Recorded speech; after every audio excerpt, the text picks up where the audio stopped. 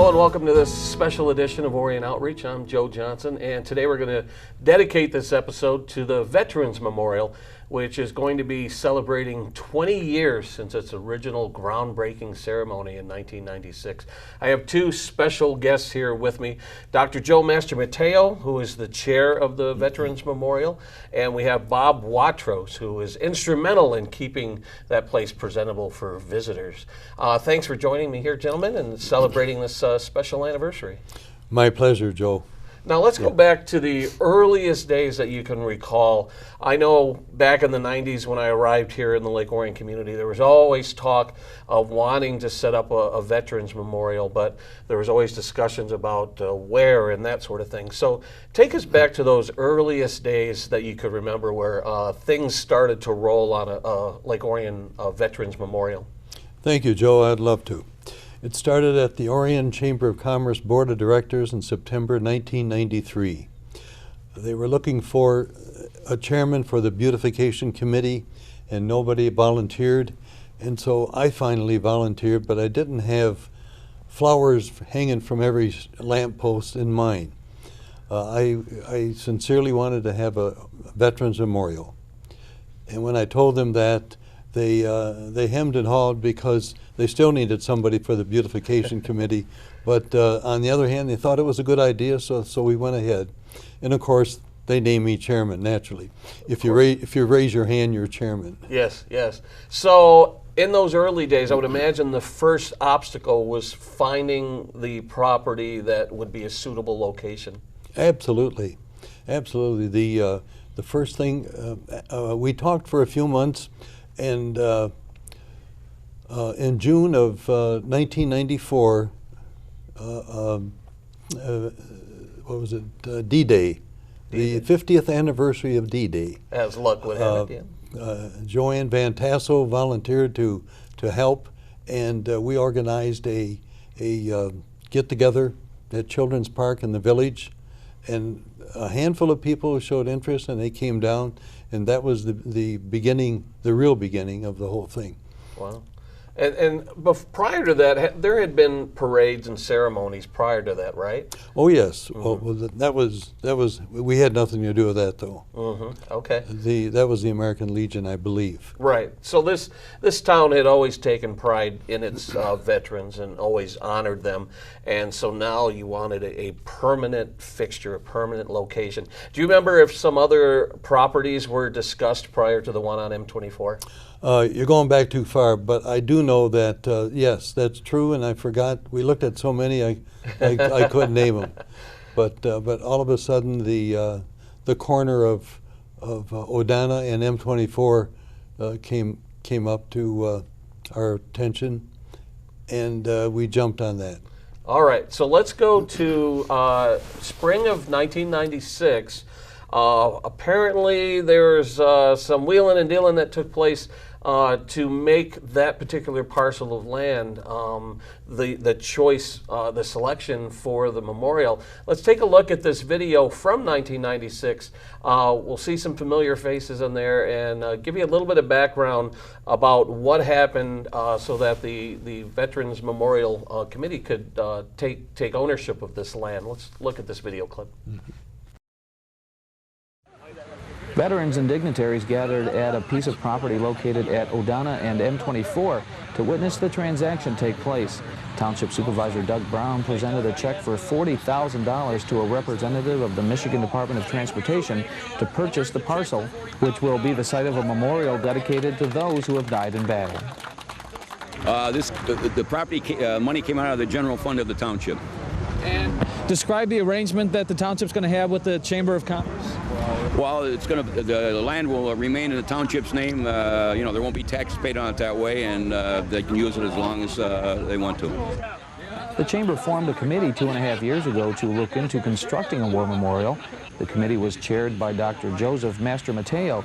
The biggest obstacle they faced was finding property upon which to build a monument. Well, we actually looked at this piece of property 2.5 years ago, And we talked to MDOT, and at the time, MDOT had a price on it of $138,000. Well, that was way out of reach of what we had in mind. And due to the help of Senator Matt Danaskis and Larry Obrecht, and through a long process, we were able to get an appraisal done, and the appraisal was done at the expense of MDOT, and it came in at a much less dollar figure, somewhere in reason that we could afford to buy it, $40,000. Now that they have the land, fundraising will continue to take place to pay for construction, landscaping, and maintenance. The memorial will honor all those military who were either killed in action or missing in action in all wars. We went back as far as the American Revolution, but we couldn't find anyone. We think we were coming up with one in the Civil War. We're not sure, but the necrology committee is working on that.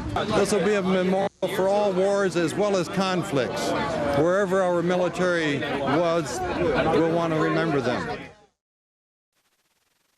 You haven't changed a bit in 20 years. You're kind, Joe. So do you remember those days with the township getting involved in the chamber and the committee? I sure do. I remember explicitly.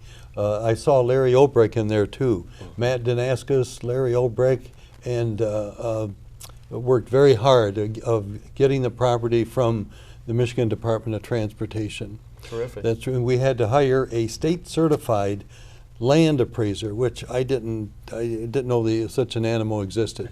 There's only 3 of them in the state at that time, and one was in Birmingham called Dean Appraisal Company.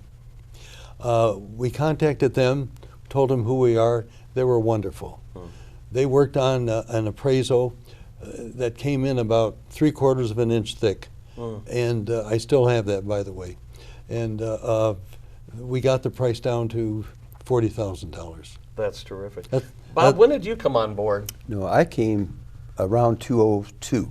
Oh, okay. Yeah, I was kind of a latecomer. All right. Yeah. So you're seeing this this video for the All first of that time, I've so, never seen yeah. before, no. Now, a short time after the check presentation, maybe just a month or 2 later, Lake Orion gathered to celebrate Memorial Day, and as part of the Memorial Day celebration, they did the official groundbreaking ceremony. So let's take a look at the official groundbreaking ceremony of the Veterans Memorial in 1996. Following ceremonies at East Lawn Cemetery and at Children's Park, a parade began at 11 a.m. at the Eamon Center and traveled through the heart of the village. Residents lined the streets to applaud the veterans taking part in the parade. Dignitaries also joined in on the festivities, as did the Lake Orion High School Marching Band. Following the parade, the band performed in Children's Park for the amusement of those passing by.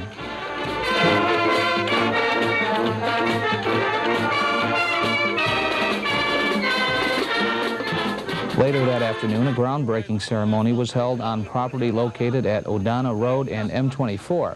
Dignitaries, veterans, and spectators gathered for a ceremony dedicating the property as the site of the future Lake Orion War Memorial. Among the dignitaries in attendance were State Representatives Penny Chrisman and Tom Middleton, and State Senator Matt Danaskis. And representing the Michigan Department of Transportation was Director Pat Nowak. Orion Township purchased the piece of property from MDOT and will lease it to the Chamber of Commerce as the site of the War Memorial. Entertainment was part of the ceremony, including a performance by the Heart of the Hills Barbershop Quartet. And at the end of the ceremony, a World War II B-25 flew over the site.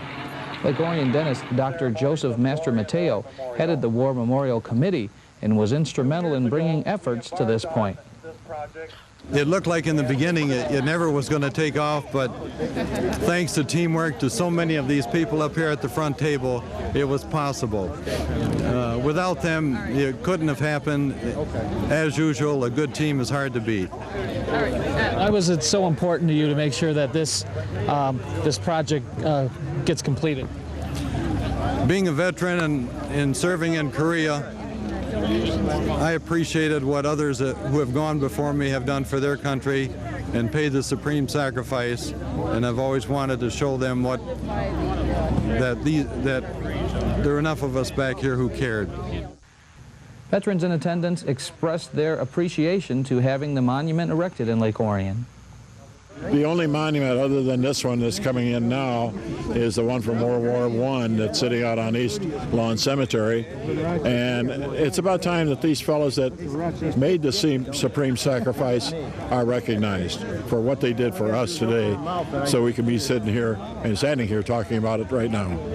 It's fantastic. And we're going to work hard and diligently until it's completed.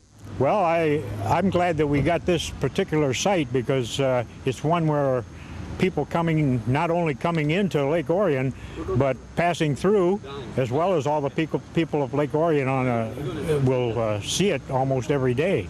It'll be a constant reminder of the sacrifice that the servicemen that died and that are prisoners of war, missing in action and so forth. Yeah. It's way past due, that's true, yeah. Joe Massamateo there, I'm glad that he really got the ball rolling on this because he more or less organized it and got people behind it and really helped out. So this Memorial Day will mark the 20th anniversary of that groundbreaking ceremony that you just saw. And since then, over those 20 years, the memorial has always evolved, has always changed. You could see in those early days, basically it took place on green grass and whatever asphalt was there on the ground.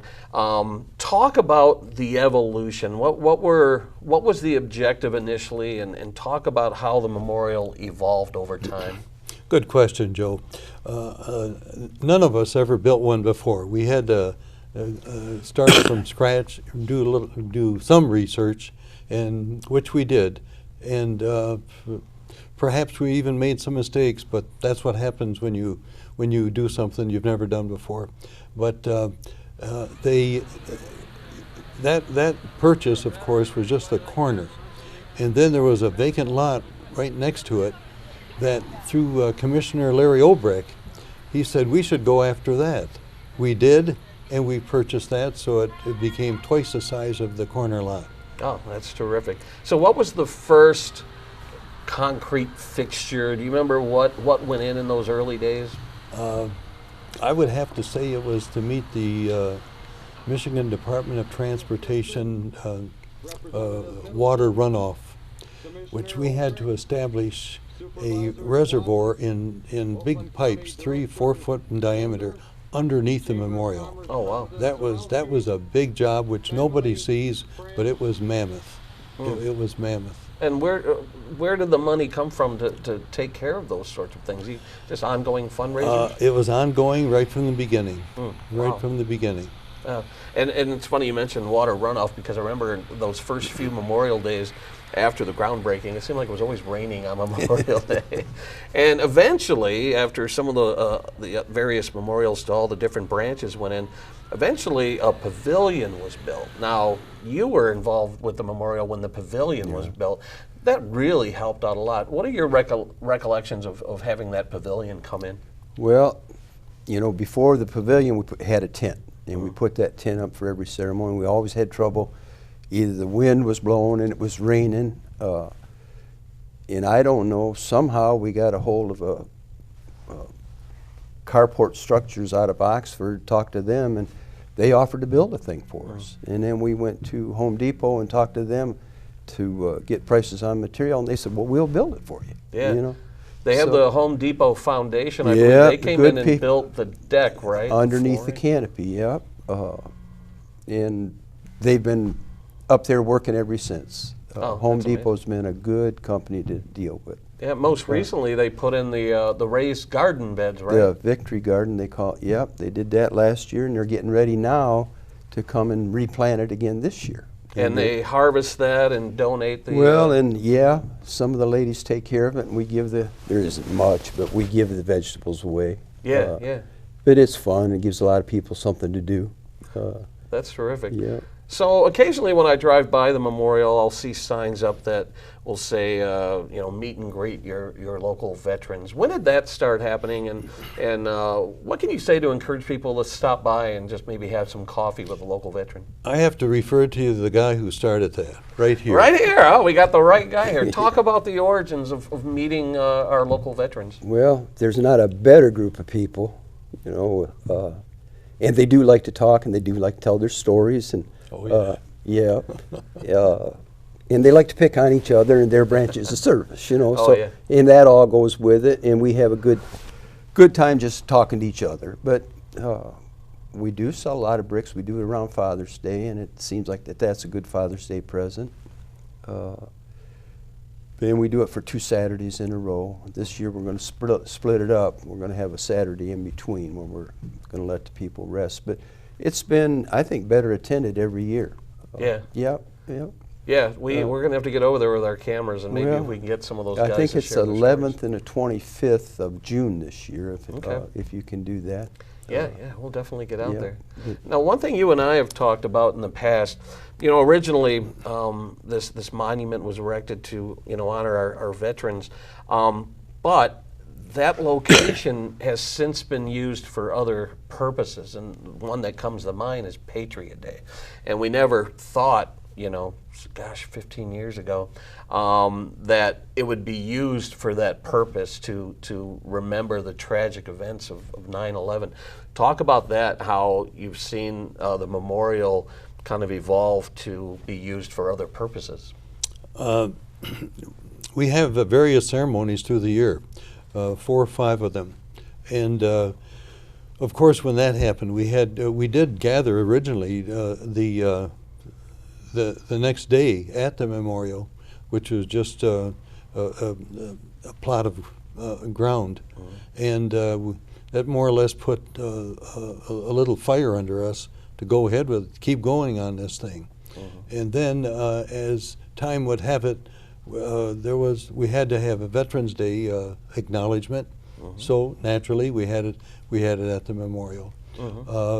Years later, somebody wanted a Pearl Harbor ceremony, which we still have, only because of the weather, we hold that inside. There was a minister from the village, perhaps the township, who wanted to use it for the National Day of Prayer. And I really never heard of that, nor did a lot of other people. But we started that, and that survived for a number of years, right up to this year.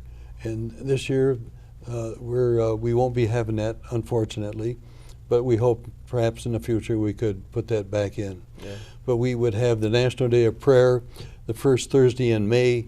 We would have Memorial Day ceremony the last Monday in May, and then 9/11 Day in honor of Patriot Day at that time, and then Veterans Day, November the 11th, and of course Pearl Harbor Day, December 7th. The interesting thing about I might add. Oh, go ahead. That was a tremendous effort to have all of those ceremonies, because we'd have to have a singer, we'd have to have a band, and all of this. And I am so proud to be part of this community, to see the volunteerism surface, and at all levels, the EMS, the first responders, and so forth, and the community, to do something like this. I think we're about the only one that can say they've given 5 ceremonies in 1 year. Is it the Veterans Memorial Committee that reaches out and contacts these groups and gets them all together and coordinated? Yes, that's part of it. What an amazing effort, and it's awe-inspiring when cars are coming down M24 and they see the ladder truck with the giant flag draped from it. It's pretty impressive. And I was going to say about the Patriot Day ceremony, the early days when I would cover that, the mood was more somber, and you know, we mourned the loss of the people that were lost on 9/11. But over the past couple years, I've seen that ceremony evolve into more of a celebration and a way to honor not only the military, but first responders. Is that what you've witnessed, how Patriot Day is evolved over time? Truly, Joe, that is correct. The first responders showed up fantastically well on that horrible, horrible day. And we have given that ceremony over to the first responders, as a matter of fact, rightfully so. so that the military just even though there were some involved, but the first responders were definitely the ones that should be honored that day. Yeah, it's terrific to see what the Veterans Memorial has become and how it's become a gathering place for the community. Truly. Yeah, definitely. So what does the future hold for the Veterans Memorial? As we said, most recently the raised garden beds were put in. Is there anything else that needs to be done? What is left to do at the memorial? Well, we've added quite a bit from the original plans. Community members gathered at the Lake Orion Veterans Memorial for the annual dedication service to acknowledge all military service personnel, both living and deceased. In addition to the dedication service, a new monument and 2 plaques were being unveiled to the community. The ceremony was led by Dr. Joseph A. Master Mateo, chairman of the Memorial Board. Speakers included members of American Legion Post 233 and Township Supervisor Joanne Van Tassel. The first unveiling was of the main monument, a depiction of an American family either embracing their son before he leaves for war or returning from war. Frank Varga, a Michigan native who now lives in Florida, created the monument with the help of Lake Orion community member Steve Leach. 2 plaques detailing the lives of local fallen soldiers were also unveiled at the ceremony. And just recently, the Victory Garden, which this is Bob's idea, and it's a wonderful thing. It goes it conveys the idea of in case of war, we had to feed ourselves, and so consequently in World War II, there was a big thing to have a Victory Garden. Every family should have one in case we were attacked from outside and raising all kinds of havoc. So Bob's idea was to build that back up so that people don't forget about those things. Yeah. You mentioned the Pico Monument. I want to... Joe Zekwich. Zekwich, yeah. Navy, World War II. He was so passionate about that monument. We've lost Joe fairly recently. Can you just talk about him and his efforts to get the Pico Monument? Oh, I sure can. Joe was so happy that somebody was doing something about a memorial because Joe witnessed a very huge tragedy aboard the ship USS Lexington. It was bombed, it was ready to be sunk, and somehow it didn't sink, and the next day they had to bury about 44 members off the ship into the sea. And he vowed that day that he would do something in the future and in honor of them. And he carried a little bit of the carburetor of a Japanese airplane around his neck all those years to remind him of that. And when he found out that we were going to build a memorial, he asked me if he could be part of it. I said, absolutely, positively. And every time I see that Pico Memorial, I think of Joe, I see his face. We have to. Yeah. I have been watching some of the programs on TV about memorial parks and everything else. And what a travesty is to think about all these dedications, memorials, what we talk about, but not once do we ever mention about the families that lost loved ones that are buried in oceans around the world. And how very sad it is to think some mother at home with a gold star in her window, looking out the window waiting for her son to come home,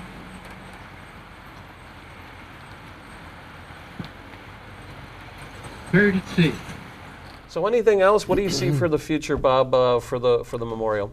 Well, I think we got to keep it moving. We got to keep it active. We got to have things happening up there. It's going to go dormant, you know. And so many of these veterans memorials have gone dormant, and we can't let that happen. Definitely. Yeah, and it's up to gentlemen like you to get the community out.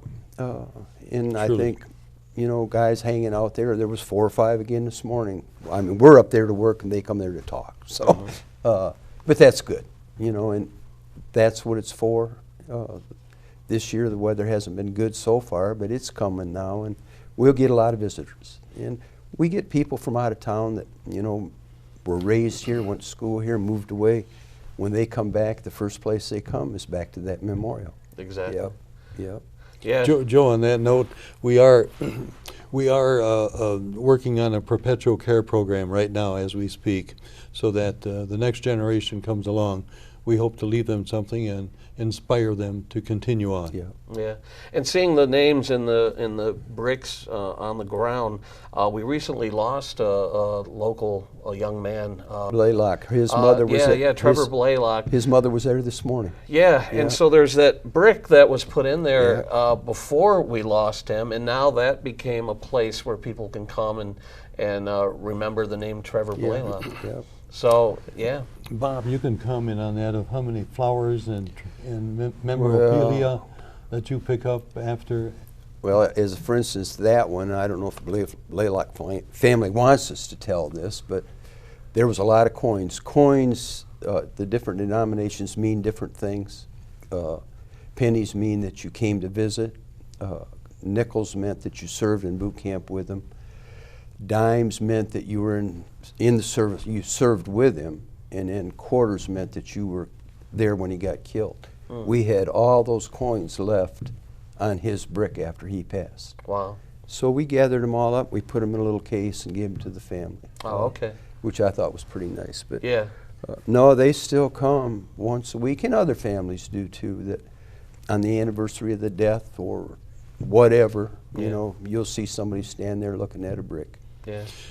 We also have a meditation area. That it was Bob, that was your idea again. Bob saw so many family members coming, shedding tears and memories and sadness, that he figured that we ought to have a spot where they can go in a secluded area off the pavilion area, so that they could be by themselves. And we put in some benches there. That was another addition that we didn't have in the original scheme of things.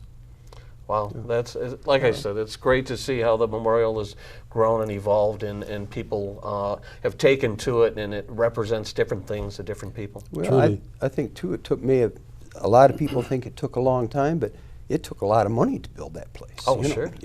So that was part of the problem. And the fundraising continues, right? Oh, I mean, yeah. there's just for maintenance and upkeep. And exactly, maintenance and upkeep. So, but perhaps more importantly is the idea of inspiring people to be thankful for what it took to build this country and keep it going. Yeah, that's a great note to end on. Before we leave, though, there's a website. Can people, if they want to continue to make contributions and donate, tell people how they can do that? Oh, yes. OrionVeteransMemorial.com. Okay. Just plug it in and it'll come right up. Terrific. You can buy an engraved brick for a member of the family. You can make a donation. You can inquire. A whole lot of things. All right. OrionVeteransMemorial.com. All right, we'll get that out there. Thank you for joining me here today, and we'll be seeing you again very, very soon. We're just a few weeks away from Memorial Day 2016, and you can bet ONTV will be on location with our cameras rolling to capture the next event and many more to come. Joe, thank you. It's been our pleasure. My pleasure. Thank you coming. Thank you. And thank you for watching this very special edition of Orion Outreach. And we'll see you again soon. I'm Joe Johnson. Good night.